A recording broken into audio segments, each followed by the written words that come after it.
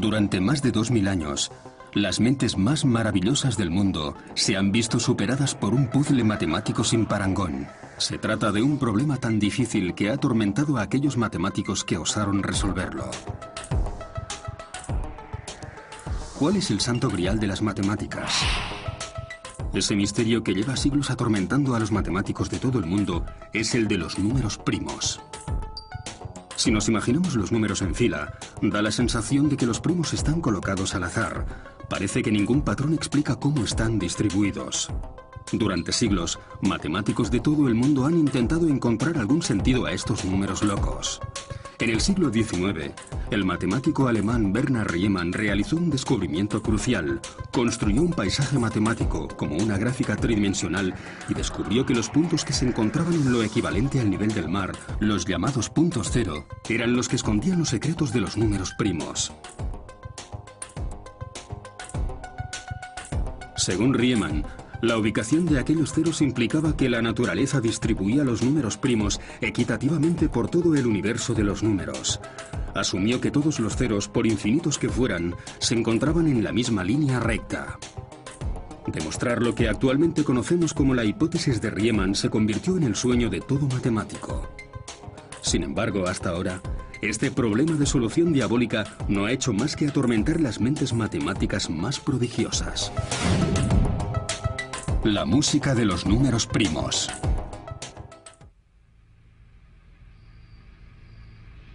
El 8 de junio de 1954, uno de los matemáticos más importantes del mundo se quitó la vida. Se envenenó con cianuro.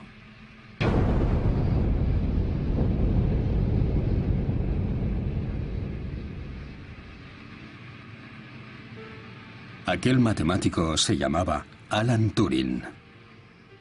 Fue un auténtico erudito. Solemos llamarlo el padre de la informática, pero aunque algunos lo llamaran también el padre de la inteligencia artificial, él en realidad amaba las matemáticas, sin olvidarnos de que además hizo un gran trabajo en criptografía. Turing saltó a la fama como uno de los matemáticos que logró descifrar el código secreto alemán y provocar así la derrota de los nazis.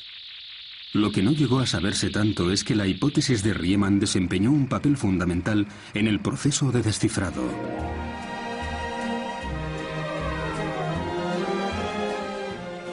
Durante la Segunda Guerra Mundial, enviaron un grupo de matemáticos a Bletchley Park para que intentaran descifrar los mensajes alemanes que se habían interceptado. Para Turing y sus compañeros, Bletchley era como estar en Cambridge. Jugaban al cricket en el césped delantero, y en vez de terminar los crucigramas del periódico, como hacían en la sala común de la famosa universidad inglesa, aquí descifraban mensajes secretos a diario, una especie de pasatiempo del que dependían muchas vidas. Cuando no se encontraba ocupada descifrando mensajes, la mente de Turing se volvía de nuevo hacia el problema matemático en el que tanto tiempo había estado trabajando antes de estallar la guerra. Un problema que le había planteado uno de sus tutores de Cambridge, G.H. Hardy. Era, claro está, el de la hipótesis de Riemann. El enfoque de Turing se diferenció del de los demás matemáticos en dos aspectos vitales. El primero, que empezó a considerar que la hipótesis de Riemann fuera en realidad falsa. Y el segundo, que decidió demostrar que era falsa con una táctica completamente revolucionaria. Turing construyó una máquina. Aquella máquina exploraría el paisaje tridimensional de Riemann, intentando demostrar que la hipótesis era falsa. Para ello, buscaría puntos cero que estuvieran fuera de la línea. A finales de los años 30, la habitación que tenía Turing en Cambridge había desaparecido bajo numerosas ruedas y dispositivos de engranaje. Pero la guerra interrumpió su trabajo. Fue entonces cuando lo destinaron a Bletchley Park. Aunque no había logrado terminar la máquina, el trabajo que sí había realizado constituiría los cimientos de una máquina nueva que sí lograría descifrar códigos enemigos secretos. La máquina de Turing alcanzó un éxito mundial, rebajó la duración de la guerra en al menos 2 años y salvó numerosas vidas. No creo que sea aventurarse demasiado si afirmamos que el trabajo que Turing había realizado sobre la máquina de Riemann antes de la guerra fue lo que facilitó al final la victoria sobre los nazis. Después de la guerra, Turing siguió usando máquinas para resolver problemas, pero su experiencia en Bletchley le enseñó que sería mucho más útil construir una que se pudiera programar para realizar más de una tarea. Con tubos de rayos catódicos y tambores magnéticos, Turing creó el prototipo del ordenador moderno. Una de las primeras misiones en las que se embarcó Turing con su computadora fue la de buscar los ceros de Riemann. Y obviamente se encontró con que todos estaban sobre aquella línea recta. Fue muy inteligente a la hora de contabilizar los ceros y también en cómo demostrar que todos estaban en la línea. La máquina nueva de Turing logró ubicar los primeros 1104 ceros, todos ellos en la línea. Y después se rompió. Pero no fue la máquina lo único que se le estropeó a Turing. Su propia vida empezaba también a sufrir desajustes. Uno de los temas más peliagudos sobre Turing fue su homosexualidad y los problemas que eso le trajo en su vida diaria. No era muy mayor cuando murió, pero los últimos años se vio envuelto en un proceso judicial demasiado bochornoso que tenía que ver con su orientación sexual. Quizá por ese motivo decidió suicidarse. Encontraron el cuerpo de Turing en cama. La autopsia reveló niveles muy altos de cianuro en sangre. Lo que todavía no se ha aclarado es si Turing tenía intención de quitarse la vida. Junto a su cama encontraron una manzana a medio comer. ¿Le inyectó él mismo el cianuro a la fruta? Tiene cierta ironía. La película favorita de Turing era Blancanieves y los 7 enanitos, y su escena preferida, el momento en el que la malvada bruja inyecta la manzana con veneno.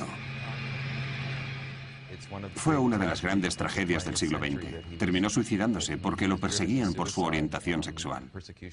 Sin duda, el mundo perdió una de las mentes más maravillosas de la época.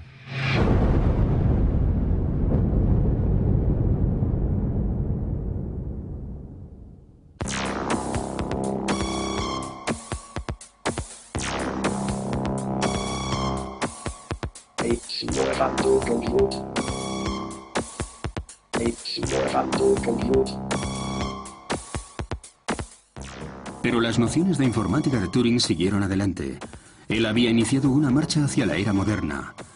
Una era en la que los ordenadores mejorarían el alcance humano en el cómputo de los números primos. En 1952, un ordenador descubrió el primer número primo que estaba más allá de la capacidad de cálculo del ser humano. Hasta el momento, el número primo más largo que se ha encontrado tiene más de 7.800.000 dígitos, y es este. Si dejáramos que saliera el número completo en pantalla, podríamos estar aquí durante una semana y media hasta verlo pasar entero. Pero tranquilos, no vamos a hacerlo. 7.800.000 dígitos son muchísimos dígitos. Para expresar el número de átomos que hay en el universo solo se necesitan 100. De ahí que este número parezca hasta ridículo, pero claro, ya muchos años atrás Euclides había demostrado que siempre habría un número primo aún mayor, y estará esperando a que algún ordenador dé con él. Y tal y como había propuesto Turing, los ordenadores se podían usar para explorar partes del paisaje de Riemann que hasta entonces habían permanecido inexpugnables. Hace un año se publicó un informe que afirmaba que los primeros 3 trillones de ceros estaban todos en la famosa línea recta. Puede parecer excesivo llegar a semejante número de cálculos. La mejor prueba que se puede aportar para demostrar la validez de la hipótesis de Riemann es la cantidad de operaciones que se han llevado a cabo. En la actualidad hay mucha gente que sí apuesta por la hipótesis de Riemann.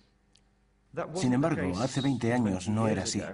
Entonces había muchos matemáticos que se cuestionaban la veracidad de su intento. Pero con los años hemos logrado recopilar numerosas pruebas que, o eso creo, han convencido a la gente de la verdad que yace en la hipótesis de Riemann. Si consideráramos que la línea de Riemann parte de Gotinga, podríamos decir que Riemann nos llevó hasta las afueras de la ciudad con sus cálculos. Turing, entonces, nos habría acercado a la Luna. Y gracias al ordenador, hemos podido viajar a 100 años luz del punto inicial. Como si de una nave espacial se tratara, los ordenadores nos envían mensajes desde puntos extremadamente lejanos en el universo de los números. Y aún así, todos los ceros que en él se encuentran confirman la hipótesis de Riemann. Seguir calculando más y más puntos cero en la línea está muy bien, pero nunca terminará de demostrar la hipótesis de Riemann. El ordenador no va a ayudarnos a entender el infinito. Nadie sabe qué sucede en el más allá del universo matemático. Es posible que haya algún cero escondido que se haya caído de la línea recta.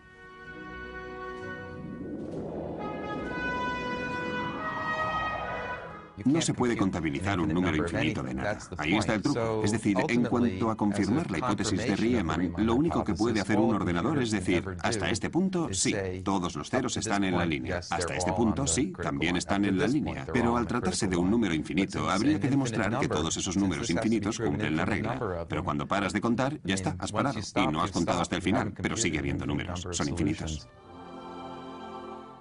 A medida que avanzaba el siglo XX, los matemáticos empezaban a reconocer que se habían atascado.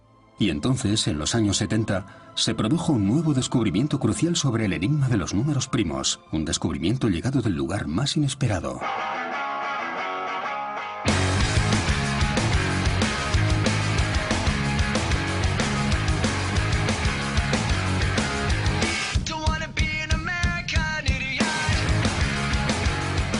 El Instituto de Estudios Avanzados de Princeton es el paraíso para los cerebros más brillantes del mundo matemático y científico.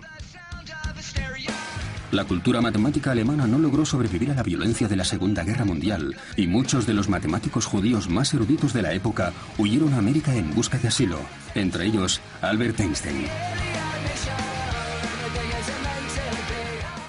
Desde la Segunda Guerra Mundial, Princeton se ha postulado como la institución matemática más importante del planeta.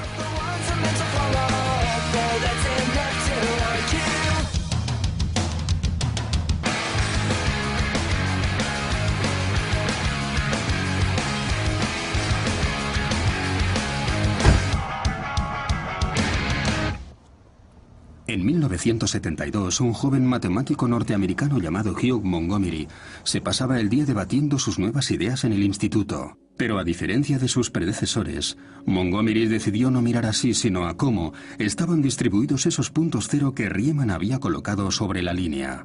Lo que descubrió revolucionaría de nuevo las matemáticas. El patrón que se apreciaba era el de números relativamente poco cercanos.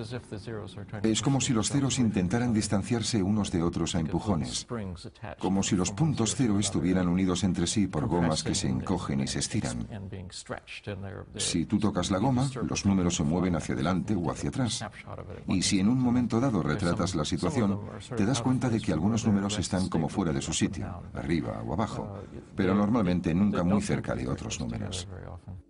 A los puntos ceros no les gustaba estar cerca unos de otros, tenían cierta repulsión hacia sus compañeros. Si los colocábamos en una línea, se veía que estaban bastante separados. Si los números estuvieran colocados al azar, lo normal sería que intentaran apelotonarse y dejar grandes espacios entre los distintos grupitos. Fue un hallazgo interesante y supuse que se trataba de un mensaje concreto, al menos cuando lo descubrí en el otoño de 1971. Lo que me preocupaba era que por más que lo estudiaba, no conseguía descifrar ese supuesto mensaje.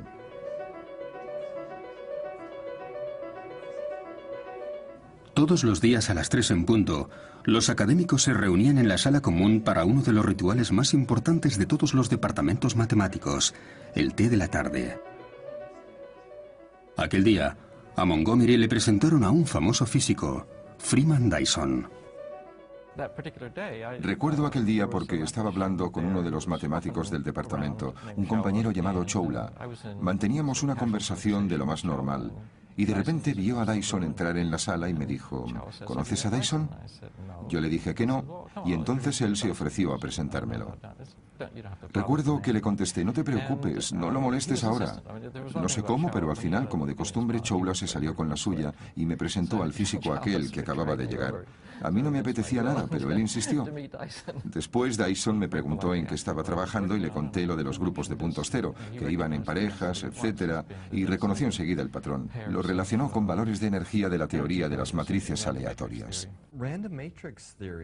La teoría de las matrices aleatorias era algo que estudiaban los físicos para dar un modelo estadístico sobre los niveles de energía de las partículas alteradas. Si estudias una o dos partículas o un grupo de partículas, sí se puede predecir cómo van a interactuar entre ellas. Pero una vez tienes miles de partículas y quieres mirarlas todas para comprobar el nivel de energía que emiten, entonces tienes que empezar a experimentar con ellas y registrar esos niveles de energía para intentar ver qué gráfica sale al final y cuál es la estadística que resulta del experimento. ¿Y qué significa ese cóctel de palabras técnicas que acaba de soltar?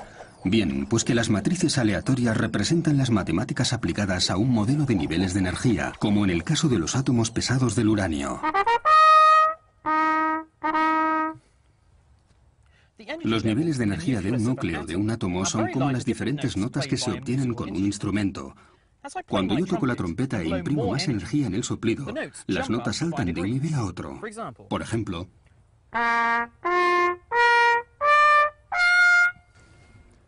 el núcleo de un átomo funciona de un modo similar. A medida que se agita más y más, las vibraciones que sufre el núcleo suben por niveles, como las notas de mi trompeta. Los físicos habían descubierto que a los niveles de energía del núcleo de átomos como el uranio les gustaba distanciarse de manera uniforme, como a los ceros de la línea de Riemann. Los niveles de energía surgen casi de forma regular. Es posible predecirlos de alguna manera, aunque con cierta aleatoriedad. Por ejemplo, es poco frecuente encontrar dos que vengan juntos, pero tampoco es frecuente que haya intervalos grandes entre ellos. Hay cierta fluctuación. Sin embargo, surgen con una frecuencia media que se aprecia con la estadística, una estadística muy particular.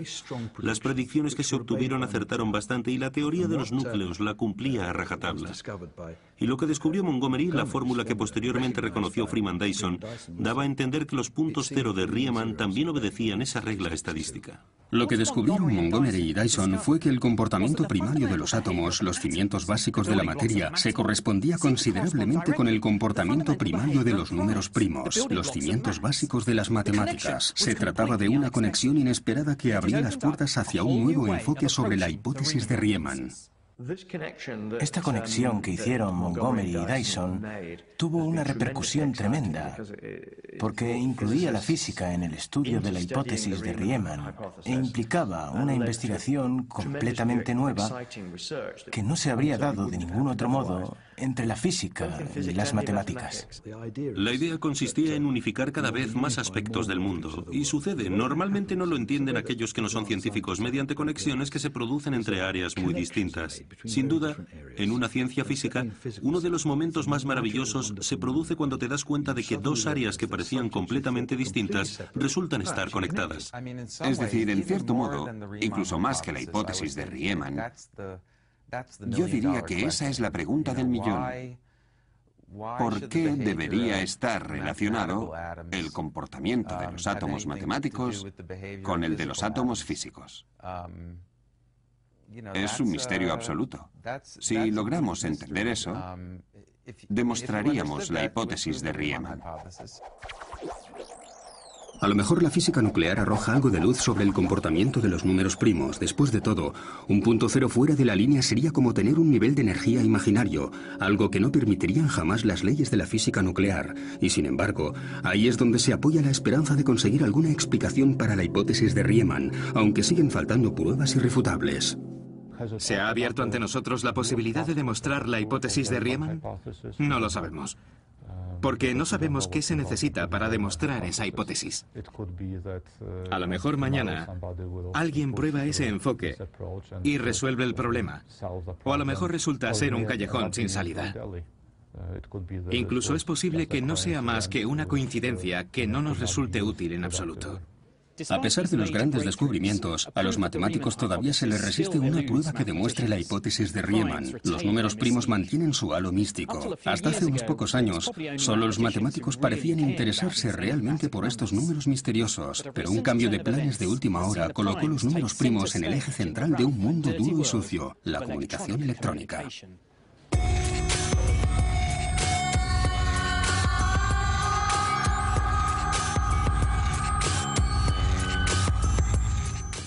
Cada vez que realizamos una transacción online, estamos usando números primos para codificar los detalles de nuestra tarjeta de crédito.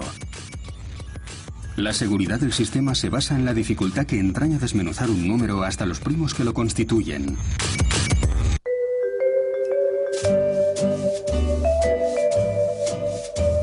Os voy a mostrar cómo funciona con un poco de pintura.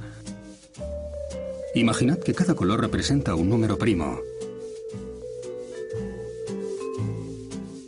Si después mezclo los dos colores como si estuviera multiplicando los dos números primos, obtengo un color completamente distinto, un número completamente nuevo.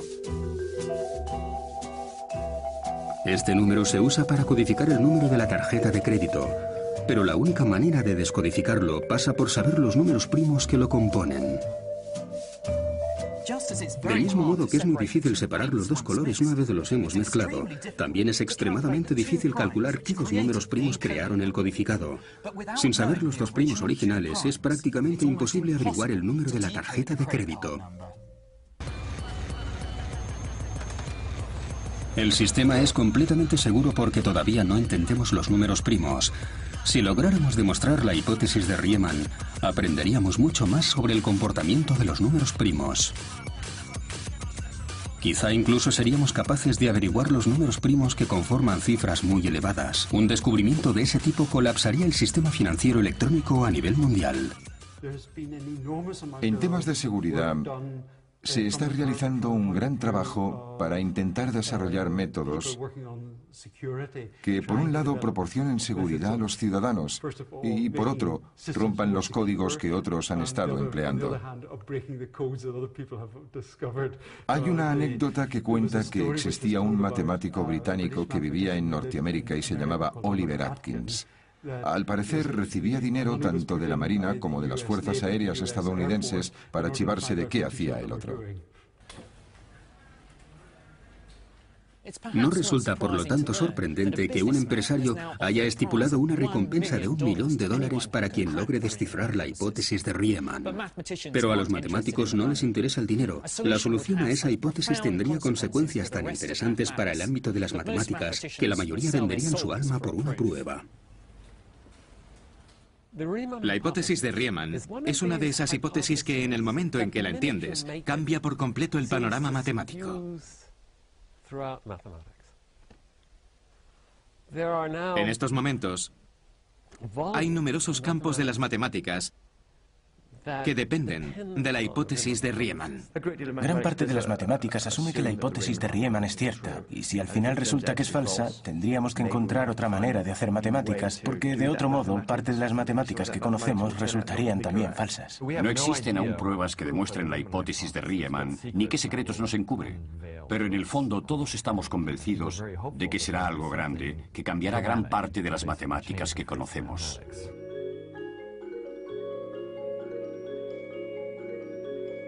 ¿Estamos cada vez más cerca de demostrar la hipótesis de Riemann? ¿Nos acercamos a la posibilidad de entender por fin el comportamiento de los números primos? ¿Se resolverá algún día ese misterio? Sí, tenemos que creer que sí es posible. Si no, es mejor desistir. No se puede dedicar la vida propia a demostrar algo si no se cree de corazón que es cierto.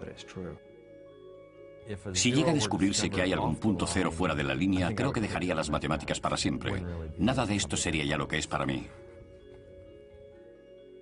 Me encantaría conocer a alguien que dude de la hipótesis de Riemann.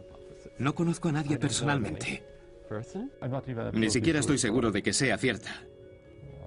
Es más, en su momento llegué a considerar la posibilidad de que sea falsa. Sobre si alguien logrará algún día demostrar la hipótesis de Riemann, creo que soy bastante escéptico. Ni el mismo Riemann, ni Hardy, ni ningún otro matemático ha logrado demostrarla aún, así que dudo que podamos llegar a hacerlo algún día. Hay argumentos procedentes de la física que la apoyan con firmeza, aunque es cierto que resultaría mucho más interesante que al final fuera falsa, porque entonces todas las pistas que hasta ahora nos han llevado a creer en su veracidad resultarían falsas también. Hay que considerar la posibilidad de que sea falsa. Su relevancia no es cuestionable. Por eso creo que algún día alguien encontrará la respuesta. Puede ser por la geometría o qué sé yo, gracias a la física. Pero sí, creo que alguien llegará al final de la cuestión. Forma parte del misterio y la emoción de trabajar con las matemáticas. No sabemos nada, ni dónde está la solución, ni cómo encontrarla. Pero, dados los descubrimientos y avances matemáticos de las últimas épocas, dudo que esté muy lejos. Es como la hora de llegada de un bus, en cualquier momento entre ahora y los próximos 100 o 300 años, pero yo diría que no tardará más de 50, y confío en que, o eso espero, pueda vivir lo suficiente para ver que alguien ha demostrado la hipótesis de Riemann.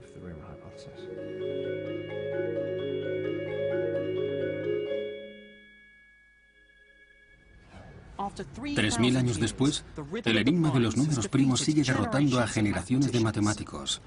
Personalmente creo que a pesar de las emocionantes conexiones que se han encontrado con la física, la criptografía y los ordenadores, a los matemáticos aún les queda mucho para dar con el resultado final. Un resultado que puede llegar en cualquier momento y en cualquier lugar. Pero lo que sí es seguro es que a aquella persona que logre demostrar la hipótesis de Riemann se le recordará para siempre como el matemático que hizo cantar a los números primos.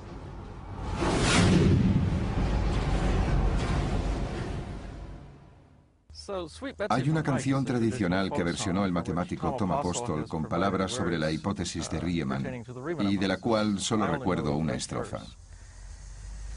Oh, where are the zeros of zeta of S? GFB Riemann, he made a good guess. They're all in the critical line, said he, and the density's 1/2 pi log t.